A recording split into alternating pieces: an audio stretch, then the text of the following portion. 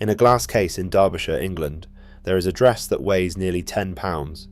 It is sewn from gold and silver thread, worked into hundreds of overlapping peacock feathers, and in the eye of every feather sits the wing of a green beetle. The gold has tarnished. After more than a century in the case, the metal has gone dull. The beetle wings have not. They still catch the light the way they did on the night of January 6, 1903, when the woman wearing them walked into the Red Fort of Delhi as the First Lady of nearly 300 million people. Beside the case hangs her portrait. It was finished in 1909. By then she had been dead for 3 years.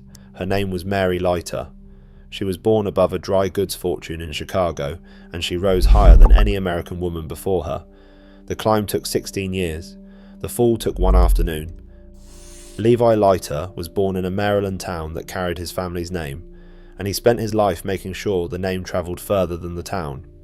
He came to Chicago before the Civil War, and by 1867 he was a partner in a dry goods house on State Street that would one day be called Marshall Field and Company. Field kept the store. Leiter took his share into Chicago land, and the land made him one of the richest men in America. At the peak, contemporaries put his fortune somewhere between $18 and $24 million, in an age when a schoolteacher earned a few hundred a year.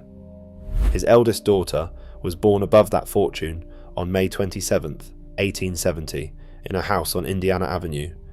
They named her Mary Victoria. In 1881, the family did what new money did when old New York refused to open its doors. They moved to Washington. In the capital, power rotated every 4 years, and a family that could entertain never stayed strangers for long. The Leiters built a mansion near DuPont Circle and filled it with senators, ambassadors, and cabinet men. Washington society laughed quietly at Mrs. Leiter, whose sentences had a habit of arriving slightly wrong. It did not laugh at her daughter. Mary grew to 6 feet tall, read seriously, spoke carefully, and moved through rooms with a composure that made older women nervous. By her early 20s, she was the most admired young woman in the capital, and her mother was already looking east. There was a machinery for girls like Mary. It ran between New York, Newport, and London, and it exchanged American money for British titles. The newspapers had a name for its product. They called them dollar princesses. She met George Nathaniel Curzon at a London ball in the summer of 1890. He was 31, a Conservative Member of Parliament, and already one of the most talked about young men in England. At Oxford, students had written mocking verses about his superior manner, and Curzon had spent every year since trying to earn it. He had crossed Persia, Afghanistan, and the high passes of the Pamirs, written thick books about Asia, and told friends without embarrassment that he intended to govern India one day. Mary Leiter met him twice that season. Then she went home to Washington and waited.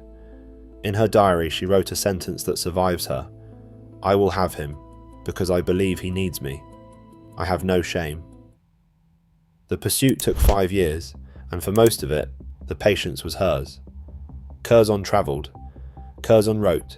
In 1893 they reached a private understanding, and she kept it quiet while he finished one more journey through Asia, and London gossiped about which English beauty he would eventually choose. In April of 1895 he finally sailed to America, and on April 22nd they were married at St. John's Church on Lafayette Square, across the park from the White House. The papers called it one of the great social events Washington had ever seen. Behind the ceremony sat the arithmetic. At the marriage, Levi Leiter set aside a separate trust of $1 million for his daughter. Curzon's biographers still argue about which came first for him, the woman or the money that would fund his career. The end of this story settles the argument, but in 1895 the London clubs had their own answer, and it was unkind. That November, in New York, another American girl walked down another aisle. Consuelo Vanderbilt cried through her wedding to the Duke of Marlborough. Mary Leiter had walked to her altar, dry-eyed and certain. Both marriages moved millions across the Atlantic. Only one of the brides had chosen. The year 1898 split the Leiter family in 2 directions at once. In Chicago, Mary's brother Joseph had spent a year trying to corner the world's supply of wheat. For a few months he was the largest private holder of wheat in the history of the grain trade, and farmers across the American West blessed his name as prices climbed. In June, the corner broke. Levi Leiter came out of retirement and paid roughly $10 million to bury his son's disaster, and the affair became so famous that a novelist later built a book around it. That same summer, in London, the government offered George Curzon the one job he had spent his whole life preparing for. At 39, he was named Viceroy of India and created Baron Curzon of Kedleston. While one Leiter fortune bled out in a Chicago wheat pit, another sailed east to sit beside a throne. They landed at Bombay on December 30th, 1898, and on January 6th, 1899, Mary Leiter of Indiana Avenue became Vicereine of India. Historians still describe it as the highest political rank an American woman had ever attained, and for decades afterward, it stayed that way. She was 28 years old, one step from the top of an empire of nearly 300 million people. The position was not a decoration, it was a schedule. The Vicereine opened hospitals, received princes, managed a court of hundreds, and appeared, dressed and composed, in heat that killed English soldiers every summer. 3 pregnancies came and went inside that schedule. Her letters home counted the years in ceremonies. The summit arrived in the first days of 1903. To mark the coronation of King Edward VII as Emperor of India, Curzon staged the Delhi Durbar, 2 full weeks of processions, elephants, and masked princes that reporters called the grandest pageant in history. On the night of January 6th, the Durbar closed with a state ball inside the Diwan-i-Khas, the private audience hall of the Mughal emperors in the Red Fort, the room where the peacock throne itself had stood before Persian invaders carried it away. Mary answered the room. Her gown had been embroidered in the Delhi workshop of Kishan Chand, where craftsmen worked gold and silver wire into overlapping peacock feathers using the old Zardozi method, and set the eye of every feather with the wing of a green beetle. The finished panels sailed to Paris, where the House of Worth built them into a dress, and the dress sailed back to India weighing nearly 10 pounds. In the lamplight of the ball, guests mistook the beetle wings for emeralds. Reporters wrote that the room fell silent when she entered. In Chicago, the Tribune claimed her for the city all over again. The merchant's daughter had walked into the hall of the Mughal emperors wearing their own peacock, and for one night the empire looked exactly the way it wanted to believe it was. The bill came due in 1904, and it came all at once. In the spring, in England, Mary gave birth to her 3rd daughter, Alexandra. In June, word arrived from Bar Harbor, Maine, that Levi Leiter was dead at 69. The fortune that had made everything possible passed into a trust, managed by the brother who had once lost $10 million in a wheat pit. Mary barely had time to mourn. 6 years of Indian summers, 3 births, and the permanent performance of empire had been collecting from her body the whole time.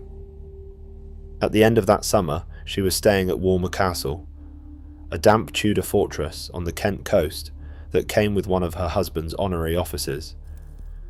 There, an infection took hold of her, and for days, the newspapers of 2 countries waited on her condition. She survived, barely. The people around her said afterward that she was never really the same woman again. Curzon said something harsher. For the rest of his life, he blamed the cold, wet rooms of Walmer Castle itself for what came next. A wiser patient would have stayed in England. Mary sailed back to India before she was strong enough to sail anywhere, because her husband was losing the only fight he had never planned for. Lord Kitchener, the most famous soldier in the British Empire, wanted control of the Indian army, and Curzon stood in his way. It was not a contest between a great man and a fool. Kitchener was a national hero, with the press and the cabinet behind him, and he understood power in London better than Curzon could manage it from Calcutta. Through the spring and summer of 1905, Mary watched her husband fight the government he served, and she held him together as the ground disappeared beneath him.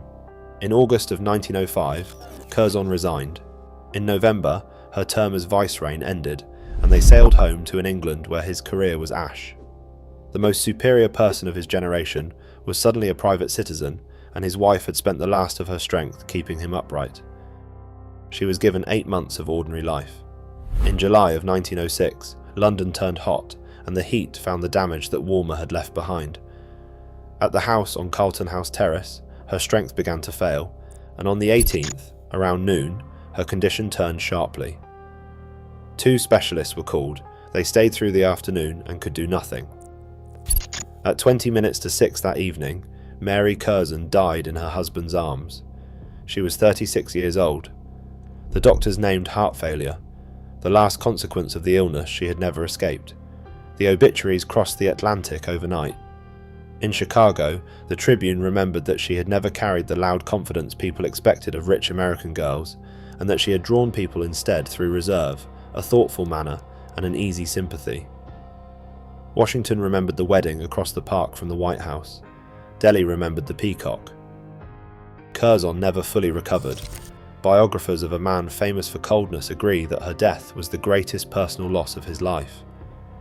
He buried her at Kedleston, the family seat in Derbyshire, and then he did the only thing he knew how to do with grief. He built. On the north side of the village church he raised a Gothic memorial chapel to her, shaped under his own direction, and when he died in 1925, he was laid beside her. The dress outlived them both.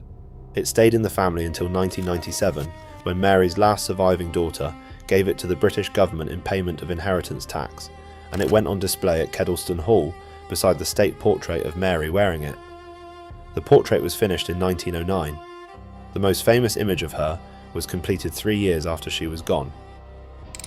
More than a century has passed. In the glass case in Derbyshire, the gold and silver thread has slowly gone dark.